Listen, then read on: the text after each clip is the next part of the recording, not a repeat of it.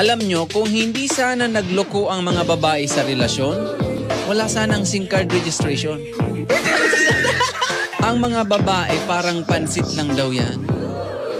Hindi dahil pampahaba ng buhay, kundi kulang pag walang tuyo. Ngayon ko lang na-realize, kaya pala nauso ang kasabihan na ladies first. Kasi mga babae naman talagang magaling sa umpisa. Ang mga babae matagal yan maligo, matagal kumain, matagal mag-ayos. Pero iso Santa Maria Elementary School, mabilison magduda. Ang mga babae daw parang wifi lang daw yan.